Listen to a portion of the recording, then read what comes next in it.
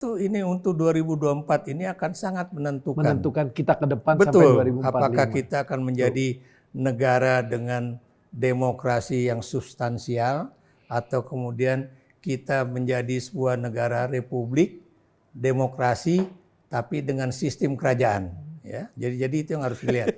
Kalau sekarang kemudian pemerintah cuma akan memberikan BLT tangan di bawah terus ya, bantuan itu Beras. sembako dan sebagainya ya. Bukan Itu kailnya itu ya. bukan kailnya ya, berarti ini pemerintah akan terus melakukan seperti itu dan itu berarti saya katakan kehormatan diri, kemandirian diri dan juga peningkatan sumber daya manusia Republik Indonesia ini akan terus menjadi problem besar.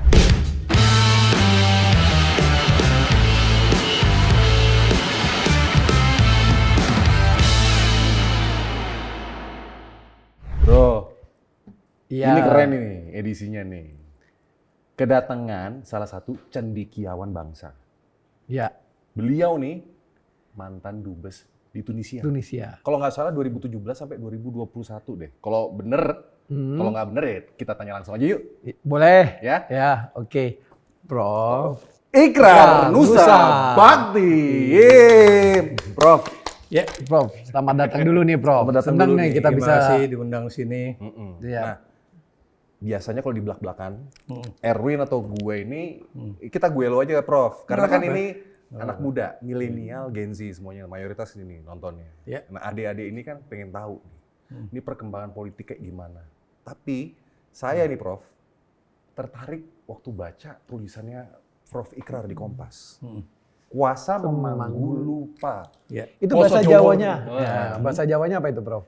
itu Bahasa kan Jawanya. ada yang pakai mirip manggul lali ya, atau kemudian nggendong lali atau juga poso nggendong lali. Yaitu itu bahasa Jawanya seperti itulah. Jadi puasa memanggul lupa ya. Wah, itu keren itu. Prof. Apa Ya, itu, gimana, Prof? gimana? Ceritakan, Ya, Prof. jadi sebetulnya itu juga bukan gagasan saya ya. Jadi itu adalah satu pertemuan ya. Dalam satu pertemuan ada teman-teman dari partai, ya ada partai, ada yang dari Golkar, ada yang dari PDIP, ada yang juga dari partai lain ya. Kemudian kita ngobrol-ngobrol, muncullah istilah itu ya. Jadi ini teman-teman yang resah nih, Prof. Betul. Dari segala Itu macam orang-orang- partai. dari macam-macam ya. Bahkan ada yang dulunya di PKS, ada yang kemudian di Golkar dan sebagainya dan sebagainya. Dan kebetulan itu karena kebetulan itu mereka itu berbahasa Jawa ya, muncullah istilah itu.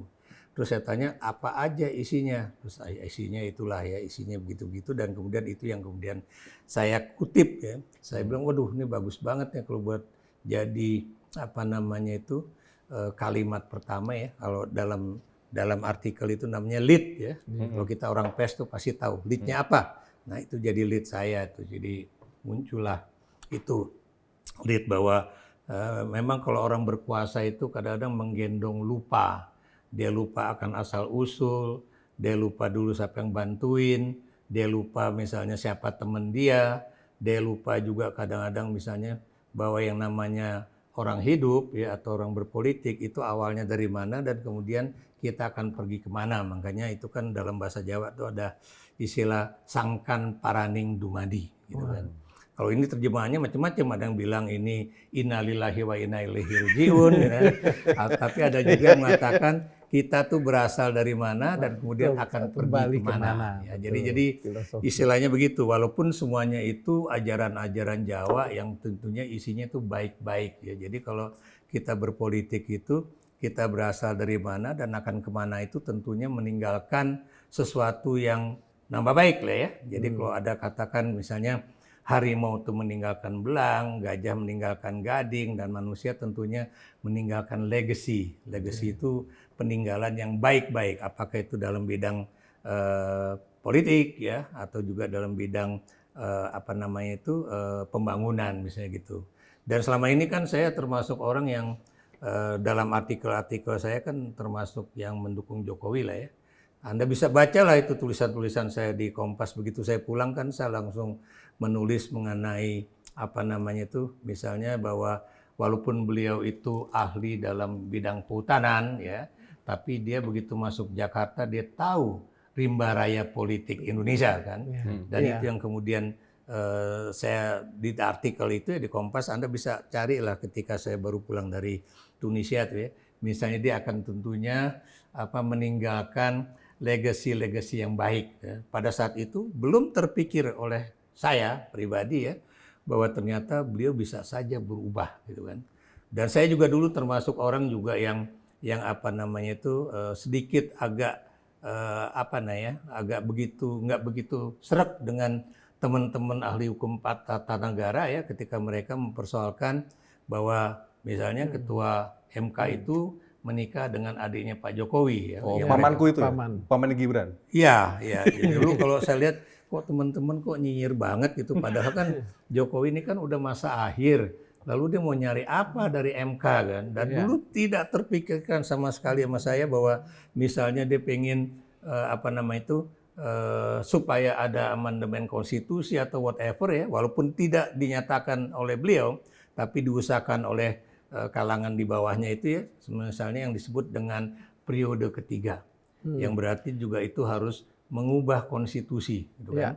Nah, harus diamandemen. Nah, kemudian pertanyaan saya, apakah kemudian kita harus mengamandemen konstitusi hanya untuk memberikan kesempatan pada presiden untuk mendapatkan masa jabatan ketiga, gitu kan? Kemudian apakah juga gara-gara COVID, gitu kan? Yang kemudian pemerintah... Oh, yang hilang 2 tahun itu ya? Betul, ya apakah kemudian ditambah 3 tahun, 2 tahun, dan sebagainya. Waktu itu saya juga masih menjadi duta besar di Tunisia, saya cuma berpikir nggak bisa. Itu konstitusi itu membatasi itu, dan itu ada sejarahnya. Kenapa ada batasan 2 tahun itu? Karena kita tahu di zaman Presiden Soeharto itu, dia selalu terpilih lagi, dan jangan lupa ya, Pak Harto itu menjadi satu-satunya calon yang diajukan oleh MPR dan selalu terpilih menjadi itu presiden. bro yang mengerikan bro, baru 2 periode saja bisa lupa, apalagi mau dikasih 3 periode bro. Itu lumayan loh, 2 periode 10 tahun. Iya. Ya mungkin dia pengen satu lagi, jadi 15 tahun. Prof, Makan itu. berarti kita udah pikir bahwa dia lagi lupa nih Prof. Jadi dia... Oh, jadi maksudnya gini loh, maksudnya si Mas Erwin itu karena beliaunya lagi lupa, itu yang mendorong Prof juga nulis ini ya? Oh iya, jadi saya... Tujuannya apa ini? Ya ini, karena tujuannya ini. paling enggak supaya orang-orang dekatnya ya, baik itu di One Team Press atau di KSP atau di kabinet itu membaca tulisan saya ya, dan kemudian paling enggak bisa sampaikan, mereka sampaikan kepada menarik presiden. ya. One Team Press berarti kan selama ini kalau menurut Prof Ikrar, One Team Press ada yang berani apa ngingetin? Saya juga nggak tahu apakah Menurut Prof misalnya- gimana?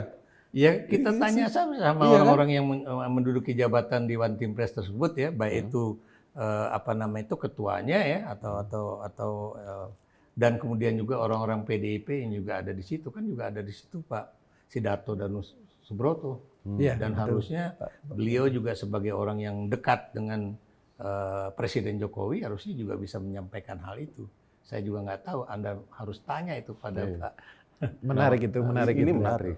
Karena masih banyak Prof, teman-teman tuh yang berpikir bahwa Pak Jokowi itu nggak lupa, tapi ini adalah bagian dari strategi lah, ada konspirasi lah, atau apa yang sebenarnya tujuannya tetap masih sejalan dengan apa yang kita cita-citakan bersama. Kalau menurut Prof itu seperti itu apa gimana Prof? Kalau buat saya orang mau ngomong apapun ya, tapi yang jelas karena dia mengajukan anaknya untuk menjadi cawapres, with whatever means, dengan cara apapun, melabrak misalnya undang-undang tentang pemilihan umum, tentang pemilihan calon presiden dan wakil presiden, buat saya dia tidak ada lain di dalam pikiran dia kecuali menjadikan anaknya menjadi calon wakil presiden dan terpilih menjadi wakil presiden, dan kemudian mungkin dia juga punya impian kalau nanti misalnya Pak Prabowo itu bisa tidak bisa melanjutkan masa bakti dia sebagai presiden, anaknya bisa menjadi presiden. Nah itu dia. Apa Kalau buat iya kan? Anda bisa nggak percaya ya, tapi buat saya itu bukan mustahil ada. Kalau enggak, kenapa kemudian beliau tetap ngotot untuk menjadikan anaknya cawapres? Dan Anda lihat statement terakhir itu misalnya ya, ada pernyataan bahwa saya udah bikin keputusan bahwa seorang menteri atau kemudian wali kota, dia sebut loh wali kota ya, yang akan maju menjadi capres atau cawapres tidak perlu Cuti. Cuti. Apa artinya itu? Tentunya buat anaknya. Itu satu. Kedua, pernyataan yang lain lagi. Yang sekarang menjadi capres atau cawapres tidak boleh mundur, gitu kan? Maksud saya mundur ataupun dimundurkan. Padahal kita tahu hari ini atau pokoknya pada masa pekan ini ya, itu akan diputuskan oleh MK ya.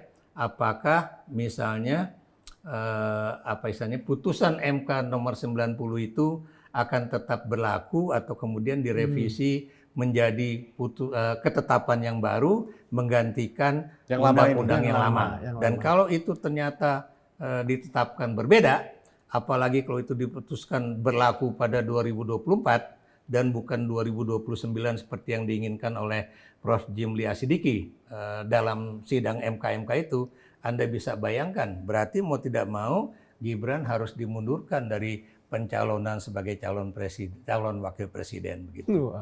Ruwet, Prof. Ruwet. Ya ini yang menarik ini nih. Ini kan pertama kampanye nih. Iya. Iya kan? Yang harusnya itu kan masa kampanye itu kan sosialisasi dong. Betul. Waktu sempit ini digunakan untuk sosialisasi ke hampir seluruh daerah di Indonesia. Iya. Nah, yang menarik nih, Prof, yang saya mau tanyain. Ini kok kayaknya dua-duanya kok malah nggak kampanye. Kayak merasa ini lebih percaya diri nih. Jadi gini, kalau saya lihat ya, Menurut ini analisa Prof lah. Nah, gini, ya kalau saya terus terang saya menganalisa atas dasar fakta-fakta di lapangan aja ya. Iya. Karena kan ada yang mengatakan bahwa konsultan politik dia sepertinya berasal dari Filipina ya, yang kemudian juga dulu mengkampanyekan Bongbong dan juga anaknya Duterte ya. Menjadi anaknya Duterte, presiden Filipina pada saat itu menjadi calon wakil presidennya si Bongbong. Bongbong atau Marcos Junior ya. Dan Anda juga tahu di situ juga diberikan jalan ya bahwa kampanye Bongbong itu jangan serius-serius amat gitu kan. Misalnya pendekatan yang santai gitu kan. Dan kemudian bisa pakai karikatur, kemudian kalau bisa jangan banyak berdebat atau kemudian memberikan program-program gitu kan, karena anak-anak muda katanya nggak perlu mendengar program-program seperti itu ya. Sementara kita tahu Pak Jokowi sendiri kan menginginkan supaya ini namanya politik itu janganlah seperti drakor dengan perasaan, tapi lebih kepada bicara program dan kemudian rencana kerja dan sebagainya. Nah ini kan suatu hal yang dikotomis nih, berlawanan. Di satu pihak yang satu pengen santai dan nggak perlu kampanye karena percaya diri mungkin ya. Yang sementara yang satu kita bertarung melalui program. Kira-kira program mana dan gagasan mana yang paling pas untuk masa depan Indonesia. Dan karena ini TV 2045, harusnya anak-anak muda itu juga kita sadarkan ya bahwa 2025 itu kita mau jadi apa? Benar. Apakah negara kita akan maju demokrasinya menjadi demokrasi yang substansial ya, dan kemudian benar-benar matang ya, ataukah kita mundur dari demokrasi yang sudah terkonsolidasi atau menuju konsolidasi demokrasi, mundur lagi ke demokrasi yang amburadul di era Pak Harto. Prof, menurut pengalaman Prof gitu, apakah bisa gitu seorang politisi yang belum punya pengalaman tiba-tiba dia tuh akan mimpin Indonesia? Karena gimana menurut Prof itu? Jadi gini ya, saya tidak percaya dengan pendekatan bahwa itu kan kuno, kan? Itu pendekatan kuno bahwa orang itu untuk menjadi seorang pemimpin itu harus diawali dari bawah gitu kan, katanya kuno. Bisa aja dia langsung masuk dan kemudian langsung bertenggel menjadi orang nomor 2 atau nomor 1. Buat saya, ya itu kan nggak bisa. Akselerasi itu kan juga bertahap ya. Saya beri contoh, Anda diakselerasi nggak mungkin dong dari tingkat 1 SD kemudian bisa menjadi mau lulus SMA kan? Mungkin bisa, Prof, saya asalkan saya anak presiden. Nah, itu belum bisa tutup itu. Jadi, itu juga ya. Kalau kemudian anak muda bilang bahwa ini kan kesempatan anak muda, saya bilang anak muda yang mana? Apakah kemudian ini ada kesetaraan politik atau enggak? Ya. Saya beri contoh misalnya, Anda menjadi anchor itu pengalaman berapa tahun? Ya? Nah, kalau kemudian Anda baru melamar kerja, tiba-tiba 2 hari kemudian jadi anchor, itu yang kemudian saya juga bertanya. Tapi kan kalau berlaku buat kita-kita orang biasa. Tapi kalau generasi insan anak presiden ada paman di sana, Nah, kayaknya bisa nih Prof.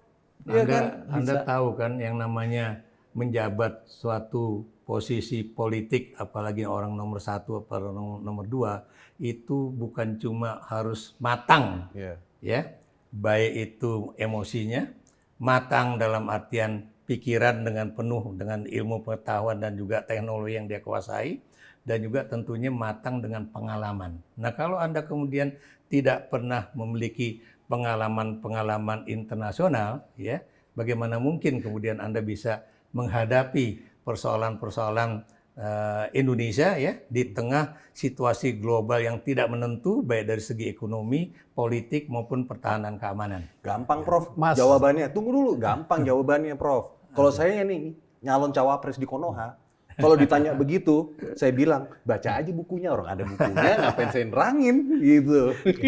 Di Konoha itu mau jadi pemimpin. Lu ketawa-ketawa jadi tahan. Pengalaman di 5 kecamatan 2 tahun pun juga cukup.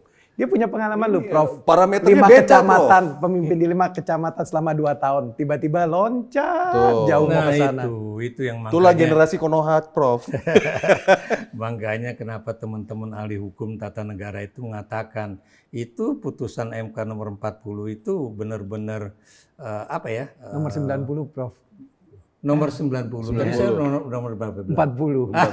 Nomor 90 itu ada proses manipulasi hukum. Kenapa? Di situ kan dikatakan pernah menjadi atau sedang menjadi, ya, pejabat dan kemudian melalui pemilihan umum, ya. Kalau namanya sedang menjadi itu bisa aja 1 jam diangkat, disumpah, ya, itu berarti sedang menjadi. Kemudian apakah itu 2 tahun juga sedang menjadi. Dan pertanyaan saya, apakah dengan 2 tahun menjadi pimpinan di daerah tingkat 2 itu kemudian bisa loncat menjadi calon wakil presiden. Ini juga menjadi suatu lompatan yang sangat tinggi, ya, dan itu yang buat saya meragukan. Kenapa saya katakan demikian? Karena Anda tahu, ya, Obama aja untuk menjadi presiden itu dia pernah menjadi anggota Senat. Ya. Sebelum dia menjadi calon presiden, dia kemudian bekerja dulu menjadi calon presiden bekerja untuk calon presiden dari Partai Demokrat. Kenapa? Supaya dia tahu persis kira-kira kerja-kerja politik menjadi tim sukses itu seperti apa, ya. Dan itu dia pelajari benar, nah barulah kemudian dia maju menjadi calon presiden. Dan Obama itu bukan kemudian tidak punya pengalaman, dia pernah menjadi senator, ya. Jadi di situ yang ingin saya katakan, ya, termasuk juga kalau Anda lihat, ya, semua politisi di Indonesia pernah mengalami hal yang sama, ya. Saya beri contoh Pak Mahfud, ya. Dia seorang profesor doktor, dari segi bidang akademis itu udah yang paling tinggi pencapaiannya.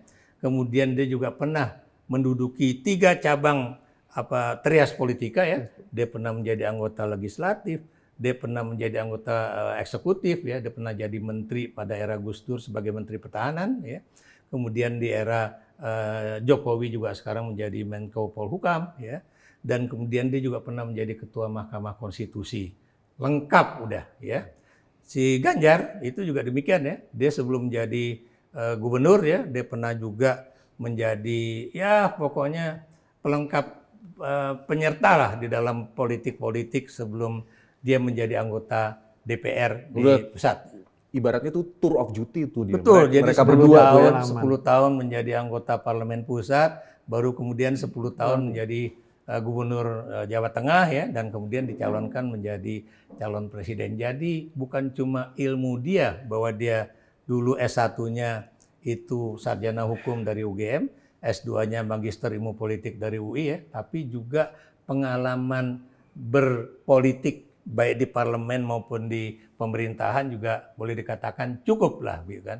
Anies Baswedan, Anda bisa lihat, ya, dia juga dari segi ilmu, dia adalah seorang PhD lulusan Amerika Serikat, ya. Dia pernah menjadi menteri juga di kabinet Jokowi, dia juga pernah menjadi gubernur DKI Jakarta. Muhaimin juga demikian, pernah jadi menteri, pernah jadi ketua partai juga cukup lama. Apalagi Caimin, ya, berapa tahun tuh baru sampai kayak gini ya, cawapres itu ya Prof ya? Iya, saya kenal Caimin itu ya, itu sama dengan beberapa teman dari apa namanya itu partai-partai baru waktu menjelang pemilu 99 ya. Karena waktu itu saya juga banyak membantu mereka dalam pendidikan politik, kalau nggak salah itu diadakan di Hotel Indonesia. Jadi itulah interaksinya. Anda bisa bayangkan dari 99 sampai ke 2003 itu paling enggak kan 24 atau 25 tahun prosesnya begitu. Jadi enggak kemudian ujuk-ujuk. Anda lihatlah menteri-menteri muda di kabinet baik itu partai liberal ataupun partai buruh di Australia juga demikian. Masuk politik umur 19 tahun atau awal 20-an, nanti bisa menjadi anggota parlemen 25 tahun ataupun awal 30-an dan kemudian bisa menjadi menteri kalau partainya terpilih di Australia misalnya kan. Itulah pengalaman hidup itu memang penting untuk menjadikan orang itu benar-benar matang dalam berpikir, matang juga dalam bertindak, dan kemudian matang juga di dalam menangkis ya. Apa istilahnya itu pertanyaan-pertanyaan ataupun tekanan-tekanan di dalam sidang-sidang di parlemen dan sebagainya dan sebagainya. Itu nggak bisa instan ya, Prof? Nggak bisa. Anda baca buku pun juga nggak bisa, ya. Nggak bisa ya. Atau saya misalnya menjadi profesor itu ya, itu tahun 2006 ya. Itu saya 2006 saya masuk LIPI dulu 1984 ya. Jadi cukup lama untuk menjadi profesor riset, dan itu saya juga harus menulis banyak tulisan ya, baik dalam bahasa Indonesia maupun dalam bahasa Inggris gitu kan. Jadi itulah nggak ujuk-ujuk masuk LIPI 84, tiba-tiba 86 saya udah menjadi guru besar kan, nggak mungkin lah begitu.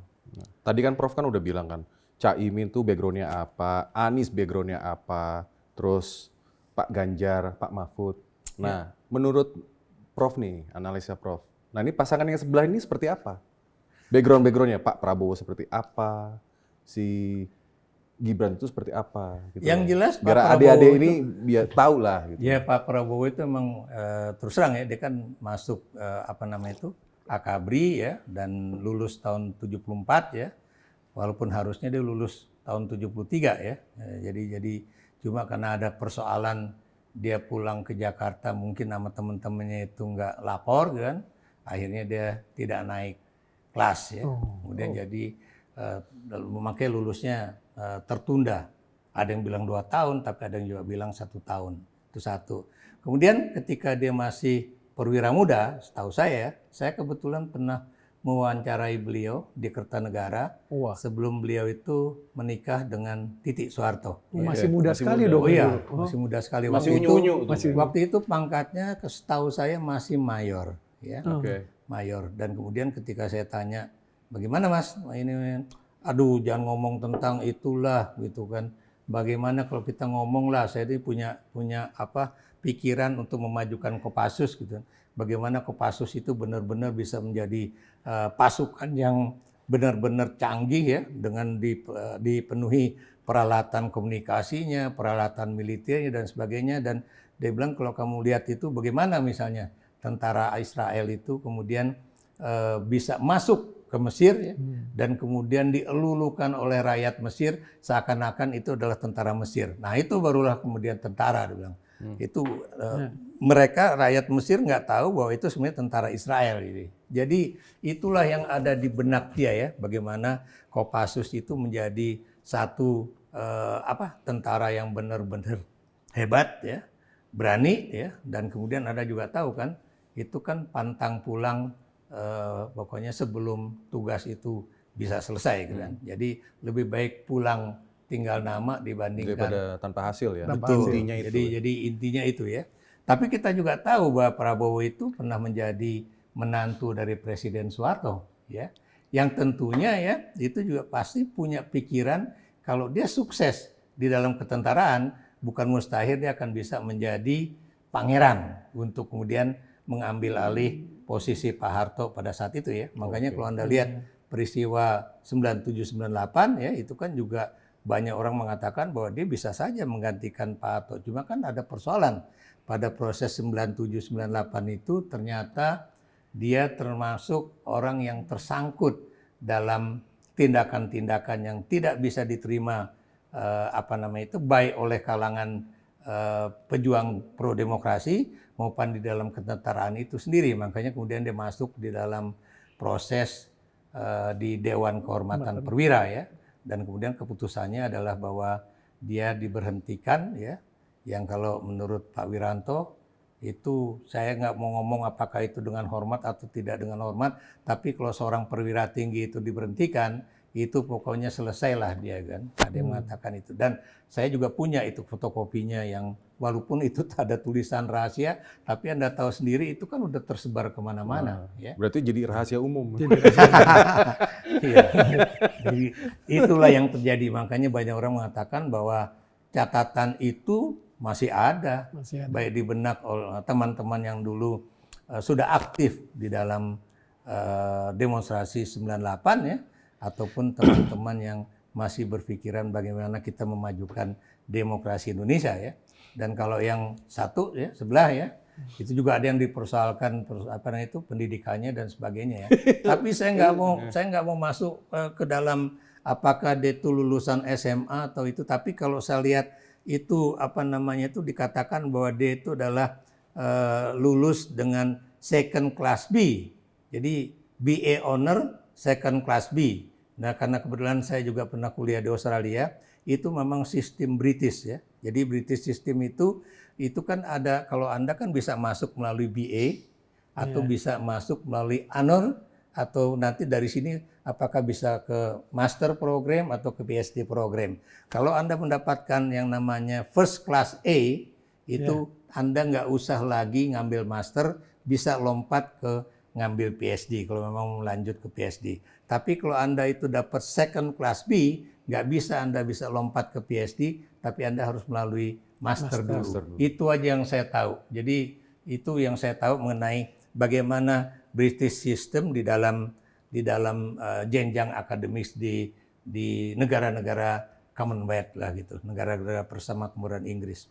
Tapi nggak cukup kan Prof sekolah aja tiba-tiba, karena rasa hati untuk memimpin itu kan beda kan dengan sekolah kan sebenarnya. Ya dan kalau beliau mengatakan bahwa dia pernah masuk ke gelanggang politik dan dipilih menjadi istilahnya itu wali kota Solo, kita tahulah ya pada saat itu dia tidak memiliki calon petarung yang kemudian sama hebatnya dengan dia. Nah, ini nih itu.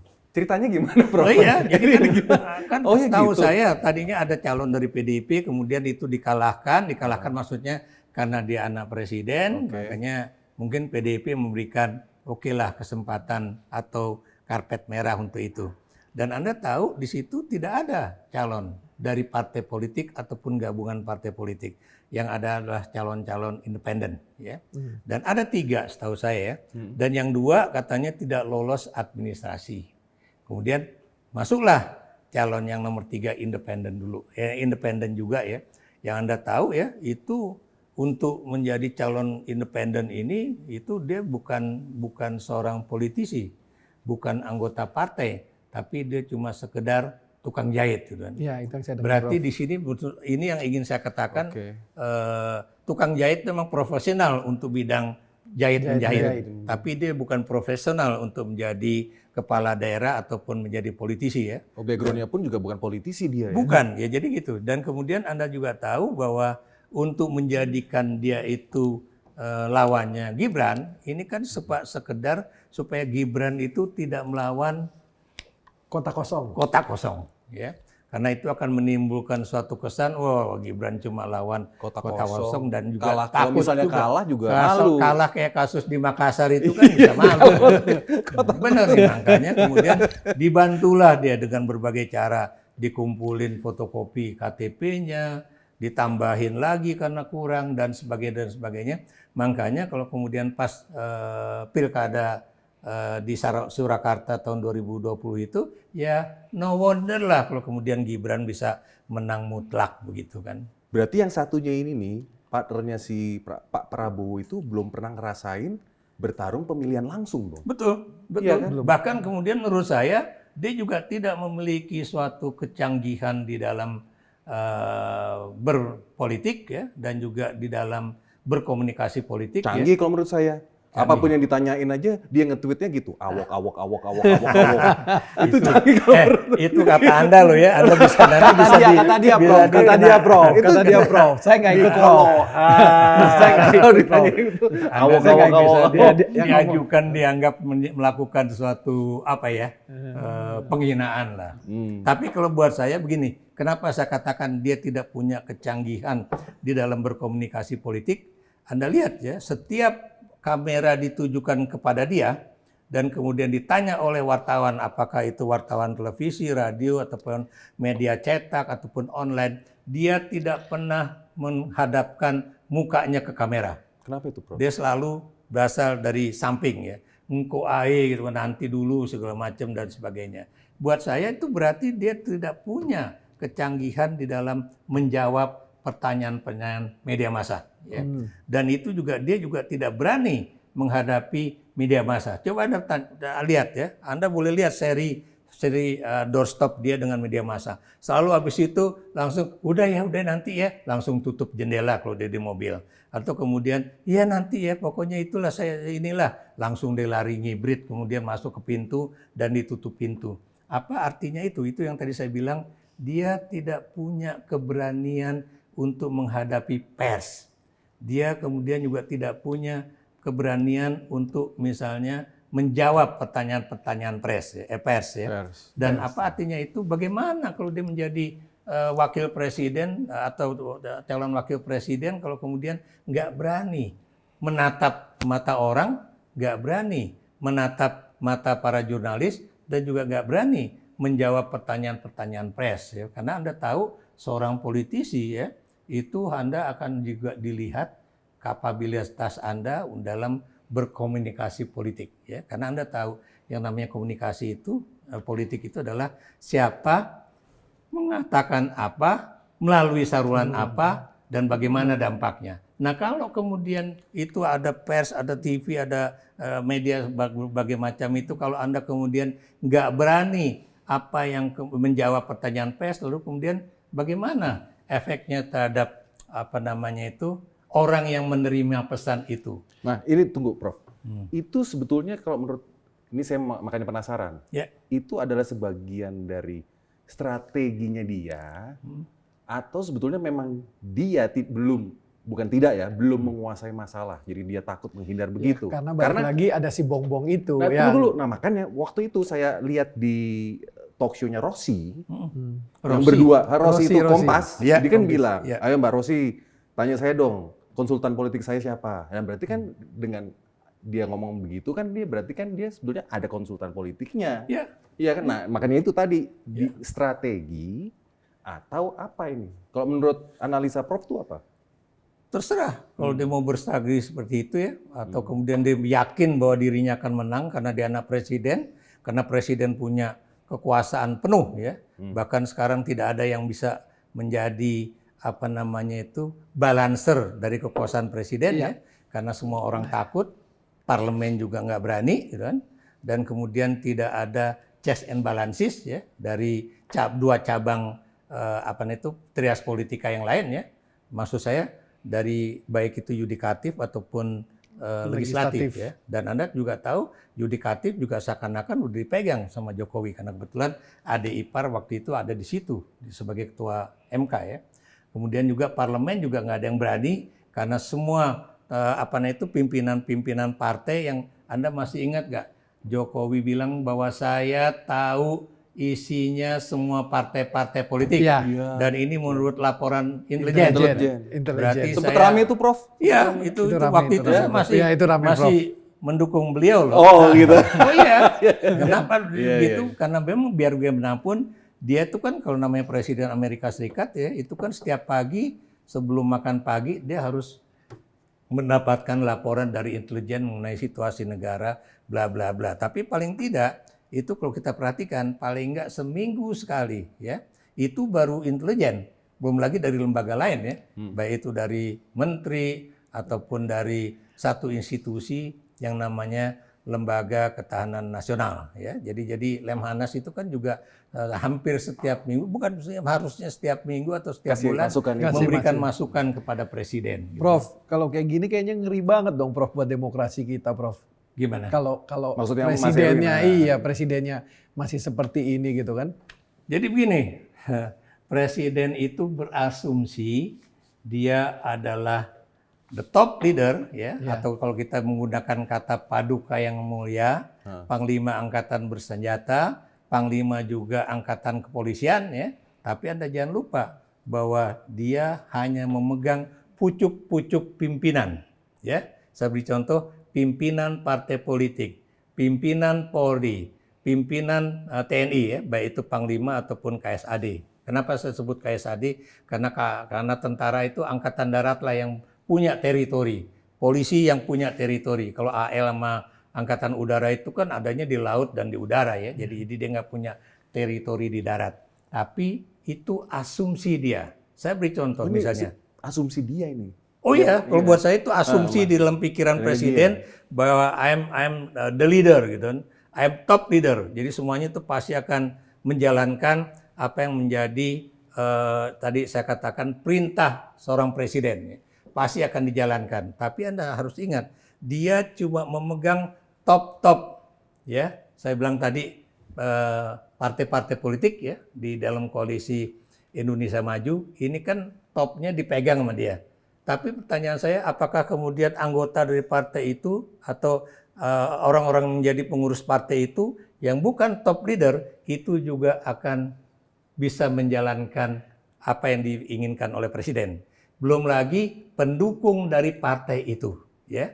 Saya beri contoh misalnya, apakah misalnya pemilih Golkar itu 100% akan mendukung Prabowo Gibran? Belum tentu. Oh, Termasuk, ada teori split ticket voting itu ya? oh iya, biar bagaimanapun itu belum tentu, ya. Dan itu sudah terbukti, Prof berbicara dengan teman-teman apa tadi yang kuasa menanggung lupa pun dari semua partai ternyata kan. Betul. Itu ada dari Golkar, ada juga dari partai-partai lain ya. Jadi apa yang ingin saya katakan di sini, masih banyak orang-orang di partai politik itu ya yang memiliki yang tadi saya katakan pikiran-pikiran yang jernih mengenai bagaimana kita itu mempertahankan agar demokrasi kita itu atau gerbong demokrasi akan jalan kembali ke relnya ya. Ini baru dari partai politik. Anda pikir kemudian juga di jajaran Polri juga akan kemudian menurut ya seperti kerbau yang katanya dicocok hidungnya lah. Belum tentu. Kenapa? Karena biar bagaimanapun di dalam jajaran Polri ya pada tingkatan bawah itu tentunya juga ada kekhawatiran. Kenapa demikian? Ini ada undang-undang pemilu nih. Kalau saya melakukan ini, saya berarti melakukan suatu kejahatan politik dan sanksinya itu pastinya hukuman. Pidana. Ya kan? Dan Anda tahu kalau itu kemudian dia ketangkap dan itu tentunya dialah yang akan menjadi korban dari tindakan yang dilakukan walaupun itu adalah perintah atasan. Dan Anda tahu setiap atasan itu walaupun di dalam TNI Polri harusnya itu komandan yang bertanggung jawab, tapi dalam banyak kasus ya kalau udah begini, udah lo kena ya udah. Dan Anda juga tahu ya, kenanya itu misalnya bukan dari orang lain kayak kasus waktu itu di Sulawesi ya. Iya. Karena kemudian ada seorang Polri dari suatu daerah mencopoti baliho-baliho, mencabuti tanda gambar dan juga istilahnya itu bendera-bendera dari salah satu paslon. Yang nangkep siapa? Polisi. Dan karena itu dia bilang ini harus ditegakkan bahwa dia melanggar hukum. Jadi itu yang terjadi ya. Ini dalam tentara juga demikian ya. Tentunya mereka juga walaupun itu ada perintah dari atasan dia juga akan berpikir kalau saya lakukan ini kemudian saya akan kena nggak ya? Apakah ini sesuai dengan Sumpah Prajurit dan Sabta Marga nggak gitu kan? Karena Sabta Marga dan Sumpah Prajurit itu tidak ada kalimat yang mengatakan bahwa dia harus melaksanakan perintah atasan dan kemudian walaupun perintah atasan ini tidak untuk misalnya pertahanan dan ketahanan dan juga pertahanan dan ketahanan negara tapi untuk kepentingan seorang penguasa yang kebetulan menjabat seorang presiden. Jadi hal-hal semacam itu pasti ada di dalam pikiran-pikiran sebagian besar baik itu di dalam partai, kemudian TNI, Polri maupun juga ANS ASN. ASN. Jadi begitu Bung. Jadi nggak bisa misalnya kemudian dipikir Polri kan udah gue pegang nih panglima Kapolrinya gitu kan, atau jajaran-jajaran tingginya, tapi dia lupa bahwa dia bukan komandan lapangan. Belum tentu anak-anak yang ada di bawah itu ya, polisi-polisi itu semuanya akan mengikuti perintah dia karena dia bukan komandan langsung ya. Demikian juga di dalam kalangan TNI saya yakin masih lebih banyak orang-orang yang tidak akan melakukan tindakan-tindakan yang boleh dikatakan kebablasan ya, atau boleh dikatakan seperti di era Orde Baru ya, di mana kemudian baik itu Dandim, kemudian Babinsa ya, atau di dalam polisi itu Polres ya, Kapolres, Kapolsek, kemudian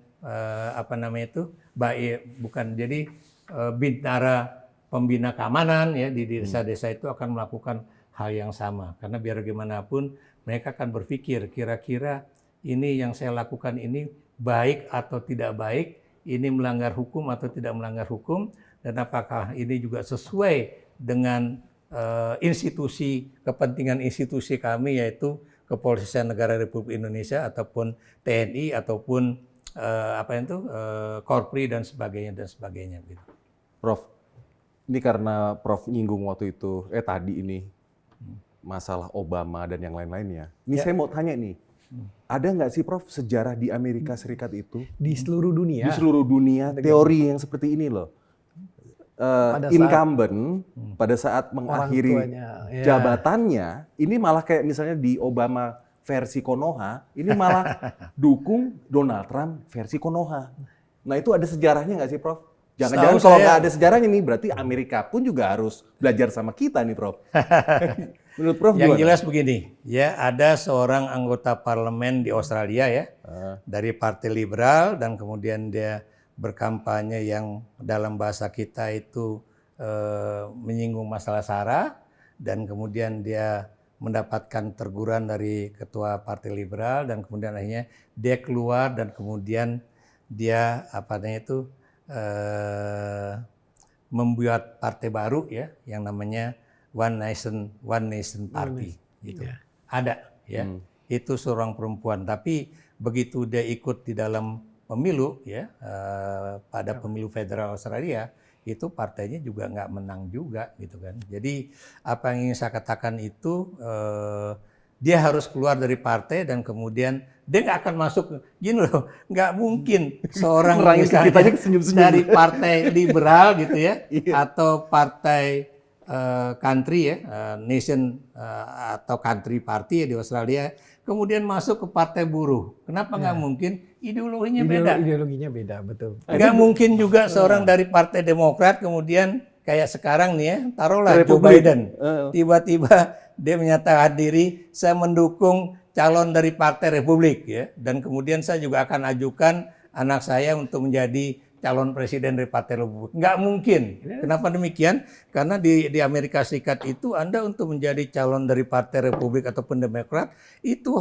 Anda tuh harus keliling dari satu tempat ke tempat yang lain ya, dalam proses yang disebut dengan konferensi baik itu nasional maupun daerah dari Partai Republik atau Demokrat. Itulah yang terjadi. Makanya kemudian walaupun misalnya George Bush itu ada juga George Bush Junior, tapi dia harus melalui proses itu dan harus benar-benar didukung jadi menjadi calon presiden yang kebetulan bapaknya itu pernah jadi presiden, itu sah di Amerika Serikat tanpa kemudian melalui misalnya perubahan konstitusi ataupun perubahan undang-undang, karena memang udah ada begitu. Dan mungkin nggak pernah ada yang langsung loh, bapaknya masih menjabat, langsung anaknya itu akan menggantikan dia, nggak pernah ada. Pasti mereka akan ada satu loncat satu generasi. Ada siapapun. pertama kalau nggak salah ada sekali, ada ya, saya lupa siapa ya, tapi yang jelas pernah terjadi. Ya, jadi pernah, tapi kan di sana sistemnya udah berjalan. Jadi yang tadi saya katakan dia harus melalui dulu konferensi daerah ya, atau konferensi negara bagian dari partai tersebut ya, sehingga kemudian dia benar-benar menjadi calon dari partai itu. Atau Anda lihat ya, Clinton ya. Istrinya ya, itu kan Hillary Clinton kan menjadi saingan dari Donald Trump. Gitu kan. ya. Dan Anda juga harus ingat loh ya bahwa istrinya Bill Clinton itu seorang ahli hukum ya, dan kemudian dia sebenarnya lebih duluan berpolitik dibandingkan Bill Clinton gitu kan. Tapi ketika dia maju, dia juga kemudian sudah memiliki satu pengalaman. Cuma masalahnya memang pada saat itu rakyat Amerika masih belum siap untuk memilih perempuan menjadi pemimpin, presiden ataupun wakil presiden. Dan perempuan pertama ini kan yang baru sekarang menjadi wakil presidennya Joe Biden. Joe Biden. Itu Berarti mungkin di sana itu pengamat politik di sana itu malah juga membuat teori baru mengenai politik di sini dong, keadaan politik di sini. Yang buat saya yang jelas, piye iki katanya gitu kalau bahasa Jawa. Kalau Anda itu misalnya belajar ilmu politik, ini saatnya Anda bisa menjadi Tesis, doktor dalam bidang ini. Tesis baru. Anda bisa jadi tesis, disertasi, bisa itu. Menarik. Kenapa menarik ya? Anda bisa bayangkan ya, seorang presiden dari didukung oleh satu partai ya, atau kelompok partai, tiba-tiba di masa akhir jabatannya yang tinggal 1 tahun ya, itu kemudian dia mencalonkan bahkan pesaing dia. Yang loncat presidennya kan, yang loncat satu. Kata Mas Andi Wijayanto juga begitu itu. Nah makanya saya mau tanya ke Prof nih, kita nih. Jadi makanya kalau Anda bilang bahwa saya berubah, sebenarnya bukan saya yang berubah kan, tapi beliau yang berubah. Gitu kan.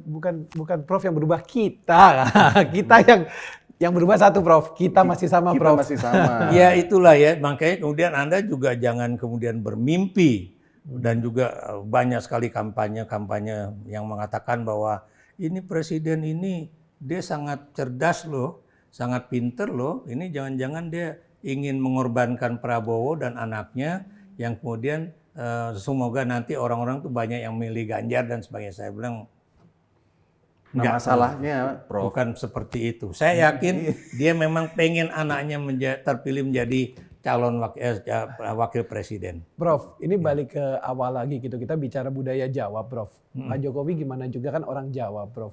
Apakah ada hubungannya dengan bahwa raja-raja Jawa seperti apa kan? Gimana juga kan? Ya dia pingin lah. Ya kita manusia kan pingin lah, Prof. Jadi seperti yang seperti itu. Ya, Prof. sebetulnya ya saya udah mengamati ada sesuatu yang waktu itu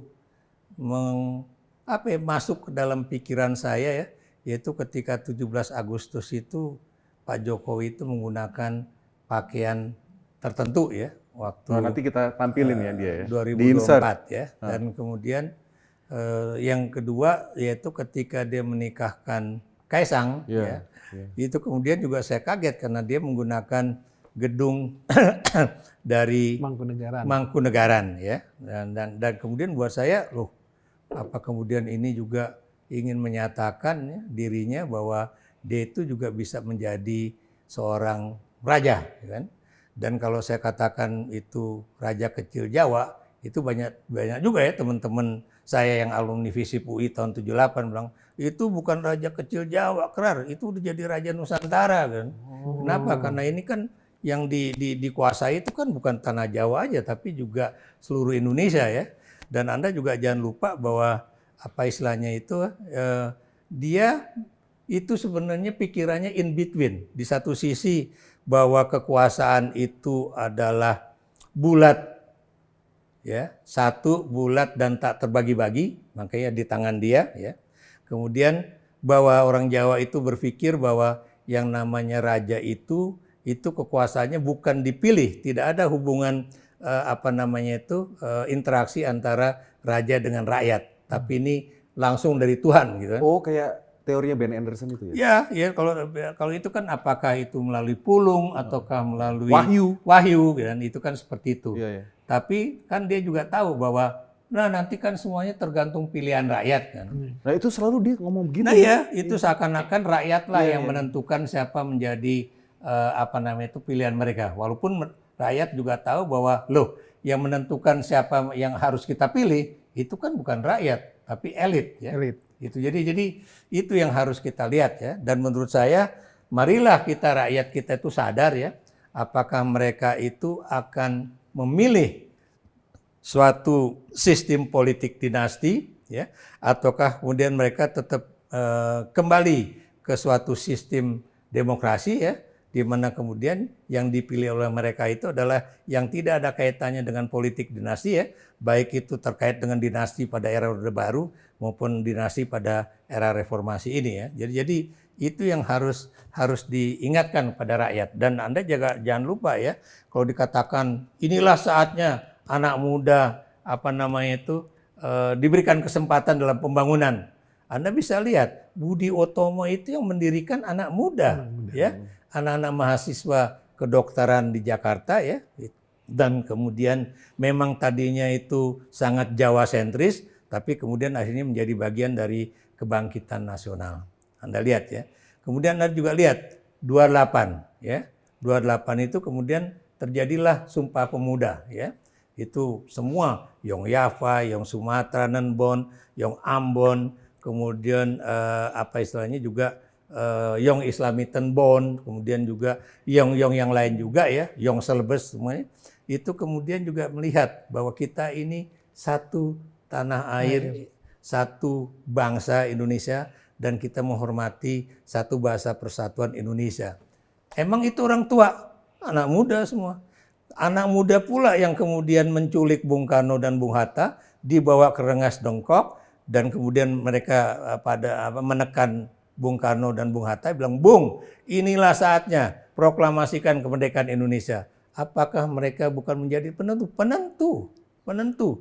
Akhirnya Bung Karno dan Bung Hatta dibawa balik ke Jakarta, dan kemudian hari Jumat 17 Agustus itu terjadilah proklamasi kemerdekaan Republik Indonesia. Tapi kalau di Konoha, Prof, ya, itu tuh anak muda itu disamain sama Syahrir. Suruh buka sejarah. Ini Republik Indonesia, bukan Konoha. Anda harus lihat, ya. Syahrir itu berpolitik pada usia berapa? Syahrir itu kemudian aktif menjadi membangun kelompok anti koperasi, ya, non kooperatif dengan Jepang pada usia berapa tahun? Dia memimpin misalnya delegasi Indonesia untuk pertemuan di Linggajati pada usia berapa? Kemudian juga di kapal Renville pada saat dia usia berapa, ya? Dan dia menjadi Perdana Menteri pertama, ya, Republik Indonesia, bukan Hatta loh, ya. Perdana Menteri pertama itu adalah Sultan Syahrir, ya. Jadi pada usia berapa? Oke, 36 tahun, tapi umur berapa dia masuk politik? Hatta umur berapa dia membangun yang disebut dengan Persatuan Indonesia atau yang ada di negeri Belanda, ya. Bung Karno umur berapa dia kemudian aktif berpolitik, ya, dan kemudian umur berapa dia mendirikan yang disebut Partai Nasional Indonesia, ya. Umurnya masih 26 tahun. Intinya bukan bicara umur tapi bicara pengalaman politik. Betul. Prof. Jadi ya, dan itu proses berpikirnya cukup panjang, ya. Bung Karno misalnya jadi anak kos dari Hos Cokroaminoto, ya, dan dia juga berdiskusi dengan Hos Cokroaminoto dan juga waktu itu tokoh-tokoh anak muda yang dari berbagai ideologi, ya. Anda lihat, ya, dan Anda lihat, ya, pertarungan ideologi itu tidak menyebabkan hubungan antar anak muda yang menjadi politisi itu juga kemudian bubar. Makanya Megawati pernah mengatakan pada saya, Ikrar, aku tuh anak dari semua bapak-bapak bangsa yang kemudian ada yang dari Masumi, PNI, kemudian NU dan sebagainya. Karena ketika misalnya ada pertemuan di rumah Bung Karno sebelum jadi itu dia tuh selalu dipangku. Misalnya sekarang dipangku sama siapa, nanti pindahin lagi, dipindahin. Bilang, aku itu anak dari ideologi bangsa Indonesia, dari berbagai macam ideologi bangsa Indonesia. Makanya kemudian Anda bisa lihat, ya, Megawati itu bukan ideologinya marhenisme dan nasionalisme aja, tapi dia juga bisa menyerap, bisa berdialog, bisa juga bekerja sama dengan tokoh-tokoh politik dari berbagai ideologi. Termasuk juga pernah menjadikan Prabowo menjadi cawapresnya Mega pada 2009. Ya. Ini nyinggung-nyinggung Mbak Mega. Prof, yang terakhir ini nih, yang lagi viral. Itu kan pidatonya Ibu Mega kan keras banget itu, Prof. Iya kan? Ini supaya nggak salah nih, saya bacain ya. Ya. Mengapa sekarang kalian yang baru berkuasa itu mau bertindak seperti zaman Orde Baru tuh? Langsung ada pekik semuanya kan dari penonton gitu. Ya. Itu maksudnya yang berkuasa itu dia menurut Prof nih, ya kan? Analisanya Prof aja, salah kan juga nggak apa-apa, namanya juga analisa ya kan? Iya. Nah itu ditujukan ke siapa Prof? Ya udah jelas kepada Presiden Jokowi lah ya. Jadi Tuh, ya kan? dan memang ya kayak ya teman kita Nusron Wahid ya dari Partai Golkar, kita kan nggak lagi berkuasa, yang berkuasa kan dia anggota kabinet terbesar dari partai itu, maksudnya PDIP ya. Ya. Tapi Nusron Wahid jangan lupa, Golkar juga adalah bagian dari anggota kabinet ya. Dan di era Orde Baru, Golkar itu menduduki posisi paling tinggi di dalam sistem politik Orde Baru ya. Dan Anda juga jangan lupa ya, semua orang termasuk saya ketika misalnya ya, sebelum menandatangani bahwa saya itu udah menjadi pegawai negeri sipil, itu harus menandatangani anggota Golkar. Dan jangan lupa Golkar pada saat itu tidak disebut sebagai partai politik ya, tapi golongan karya ya. Dan Anda juga tahu pada masa itu ya, misalnya partai politik itu nggak boleh ada kantor-kantornya di daerah-daerah misalnya di kecamatan dan di bawah ya. Di bawah Makanya kecamatan. dulu ada namanya politik masa mengambang. Betul. Ya. Dan ini yang kemudian juga akan dilakukan oleh pemerintahan yang sekarang ya, dengan misalnya melakukan penggalangan dari kepala-kepala desa ya, yang terjadi di Jakarta maupun yang di Jawa Barat ya, Bandung ya, dan kemudian penggalangan. Dan kemudian Anda tahu disitulah muncul kebulatan tekad ya, yang mereka mengatakan emang salah kalau kami menyatakan demikian kan, karena ini kan kami kan ingin menyalurkan kepentingan kami melalui salah satu paslon. Dan dia lupa juga ya bahwa yang namanya kepala desa itu kan juga ada dari partai-partai yang lain ya. Dan Anda juga jangan lupa ya bahwa ini undang-undang mengenai kampanye pemilu dan pemilu itu memang harus diubah. Kenapa? Karena ini Bawaslu pasti berpandangan bahwa karena itu terjadi bukan pada masa kampanye, makanya kemudian mereka akan dianggap sebagai tidak melakukan pelanggaran. Termasuk juga oleh polisi-polisi atau Satpol PP yang mencopoti atau yang memasangi baliho-baliho dari paslon-paslon tertentu. Misalnya kalau bukan paslon yang disetujui oleh pemerintah itu dicabutin ya, atau paslon yang dari pemerintah dipasang-pasangin. Gitu kan. Jadi kalau saya bilang pemerintah Jokowi itu bukan lagi PDIP. Karena itu kalau Anda lihat ya, kekuasaan itu sudah berubah walaupun resminya dia adalah presiden dari PDIP. Gitu. Jadi tapi Anda tahu itu penentuan siapa jadi menteri dan sebagainya ya, atau siapapun yang diangkat oleh dia, emangnya dia minta persetujuan dari PDIP? Enggak, karena biar gimana pun itu hak prerogatif presiden. sebetulnya. Dan walaupun itu kalau kita lihat ya, ini yang sangat saya juga sering senyum-senyum, yang dikadalin sama dia itu kan Partai Demokrat. Serius bener, presiden kita yang keberapa tuh? Keenam. Bukan ini Pak Jokowi? Bukan SBY. SBY ya. Udah datang ke Bogor ya. Kemudian udah diskusi, AHY udah yakin banget dia bakalan jadi menteri kan. Tiba-tiba yang jadi menteri orang lain gitu kan. Dan sekarang saya juga nggak tahu apakah akan terjadi. Pertanian itu ya? Iya. Yang dia udah posting di IG-nya. Ya, seakan-akan dia udah akan masuk ke dalam bidang pertanian, udah ngomong soal pertanian, tiba-tiba orang lain. Dan saya juga nggak tahu apakah kemudian AHY juga akan dapat posisi di dalam kabinet ya, yang tinggal 1 tahun ini ya. Dan kalau itu nggak terjadi, ya maaf aja Pak SBY, ternyata Anda juga dikadalin sama Presiden Jokowi. Nah ini pertanyaan terakhir nih. Ya. Lo mau bertanya atau gue aja? Masing aja. Prof, ada nasihat-nasihat buat warga Konoha yang bentar lagi nih mau ada coblosan gitu loh. Untung saya nggak tinggal di Konoha, kita berdua tinggalnya di Wakanda. Terutama Ya. yang muda-muda ini, Prof. Karena Gitu mereka loh. juga nggak ngalamin bagaimana Orde Baru seperti apa gitu. Jadi kan gitu mereka loh. juga Sekarang di Konoha lagi gemarnya yang receh-receh. Nah, coba titip pesan deh. Gimana? Jadi begini ya, Himbauannya apa? saya itu cuma mengingatkan cobalah mereka itu menonton video singkat dari Shah Rukh Khan, ya, bintang film India, yang kemudian apa namanya itu, ini adalah bagian dari kampanye pemilu di India. Oke. Jadi sebelum Anda mencoblos, sebelum Anda memilih, ajukan pertanyaan-pertanyaan.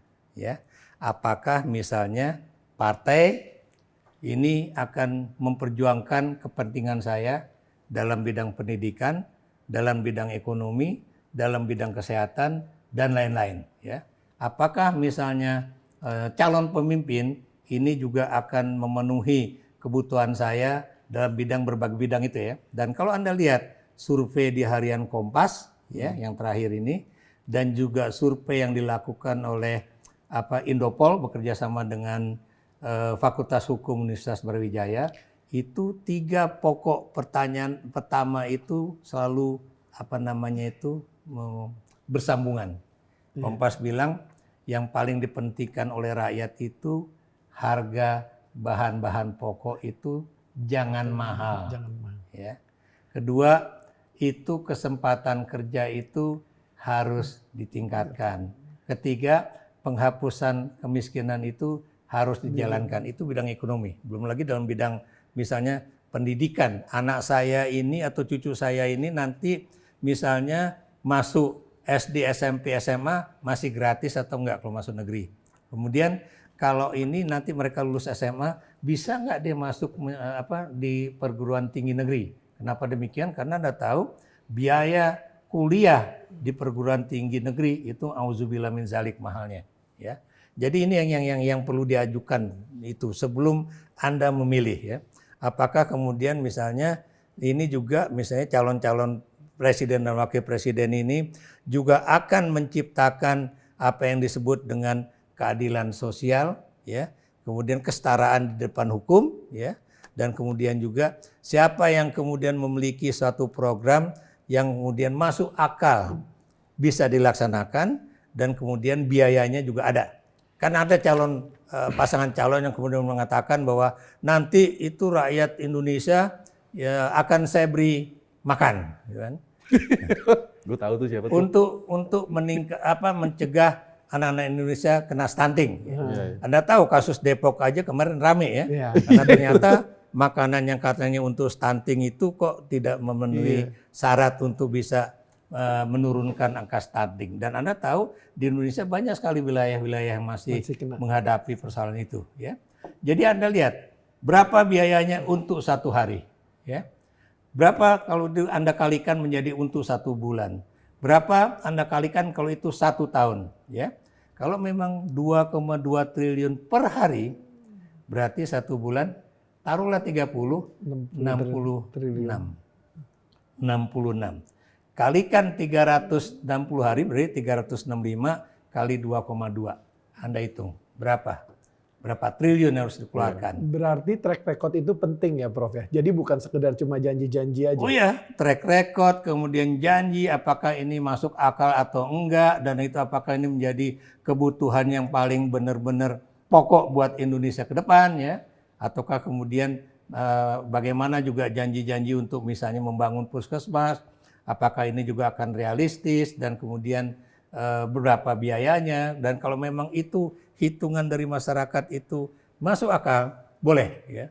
Apalagi ada juga kan semua yang pemilik motor itu akan diberi subsidi free BBM. Anda bisa bayangkan berapa ribu pemilik motor ya. Saya aja di rumah aja ada 5 motor. Iya. Karena anak saya ada, kemudian ada pembantu saya juga harus naik motor gitu kan. Itu kalau kemudian itu disubsidi, Anda bisa bayangkan berapa. Berarti intinya kata Prof itu warga Konoha, apalagi milenial dan Gen Z, jangan cuma ngeliat yang joget-joget, yang kayak gitu-gitu, yang receh. Riset ya Prof ya. Jadi gini, ya rekam jejak semuanya ya.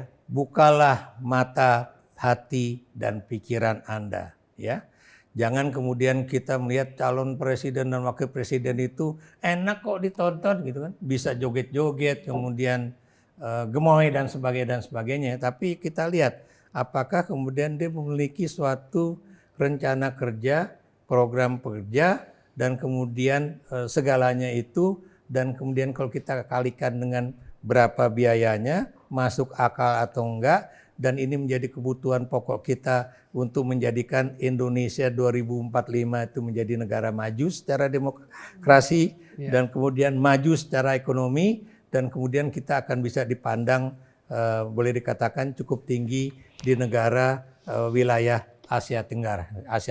Jadi itu. Dan kalau Anda juga harus ingat ya, itu hasil kajian dari LPM, Lembaga Pengkajian Ekonomi dan Manajemen Universitas Indonesia, FEUI ya, itu udah mengatakan Indonesia sulit untuk menjadi negara maju, negara dengan pendekatan tinggi. Kenapa? Karena SDM-nya itu masih sangat rendah. Kita ketinggalan 43 tahun dalam hitung-menghitung, kita ketinggalan 75 tahun dalam literasi ya, orang yang bisa baca tulis dan bisa memahami bacaan dan tulisan yang ada itu ya, kita ketinggalan banyak ya, termasuk dengan Malaysia, dengan kemudian Singapura, Thailand, even mungkin suatu saat bisa kita lihat ya bisa dari Kamboja ya. Dan kita dalam bidang misalnya indeks demokrasi kita juga kalah bahkan dengan Timur Timur, dengan Malaysia, dan juga dengan Filipina. Ya, apa itu artinya? Itu berarti kita udah kalah dengan beberapa negara tetangga, even dengan Timur Timur, ya, Timor Leste maksud saya. Jadi itu yang harus kita lihat ya. Dan ini yang harus ada anak-anak muda itu disadarkan juga ya. Kenapa kemudian SDM kita rendah? Mengapa industrialisasi kita juga bukannya makin naik, malah makin terus-menerus ya? Jadi itu juga harus ditanyakan kenapa? Karena sekarang ya orang yang bisa diserap oleh industri dan juga perusahaan-perusahaan yang formal itu makin lama makin sedikit. Tapi mereka yang bekerja di sektor informal itu makin lama makin meningkat. Yang tadinya 50% sekarang udah 60%. Dan ada juga yang lupa ya bahwa nanti nih mulai Desember, kalau sekarang Sri Mulyani mengatakan Inggris sama Jerman udah mengalami resesi ekonomi, ya. Bukan mustahil ini juga akan dialami oleh beberapa negara Eropa dan Amerika Serikat, dan ini imbasnya juga akan masuk kepada Indonesia karena permintaan barang dari Indonesia ke berbagai negara maju itu akan berkurang, dan apa artinya itu? Berarti PHK juga akan semakin meningkat. Dan Anda juga sekarang lihat ya, bank-bank asing udah mulai meninggalkan Indonesia ya. Terakhir kemarin Citibank ya. Jadi udah meninggalkan Indonesia, dan kemudian beberapa bank asing, Standard Chartered Bank juga udah melakukan hal yang sama ya. Apa artinya itu? Berarti Indonesia tidak lagi menjadi negara yang menarik untuk bank-bank asing khususnya dalam bukan dalam corporate tapi dalam individual member di dalam bank itu. Apa artinya? Berarti orang Indonesia itu pendapatannya sudah menurun tajam dan udah tidak menjadi bagian yang menarik untuk Commonwealth Bank, Citibank ataupun Standard Chartered Bank gitu kan. Prof, artinya penting sekali kita dalam memilih pemimpin. Ini pertanyaan terakhir ya, udah sejam. Ini artinya penting sekali untuk kita semua jangan sampai salah memilih pemimpin kan ini, Prof. Ya betul, ya. Jadi ini ini untuk 2024 ini akan sangat menentukan kita ke depan betul, sampai 2045. Apakah kita akan menjadi negara dengan demokrasi yang substansial atau kemudian kita menjadi sebuah negara republik demokrasi tapi dengan sistem kerajaan ya. Jadi itu yang harus dilihat. Dan kemudian apakah kemudian ekonomi Indonesia akan maju atau tidak, atau kemudian tabungan negara itu, devisa negara itu akan lebih banyak diserap untuk program-program populis yang tidak memberikan dampak yang boleh dikatakan cukup tinggi untuk menjadikan orang-orang Indonesia itu memiliki kehormatan diri, menjadi orang-orang yang boleh dikatakan mandiri, dan kemudian capable di dalam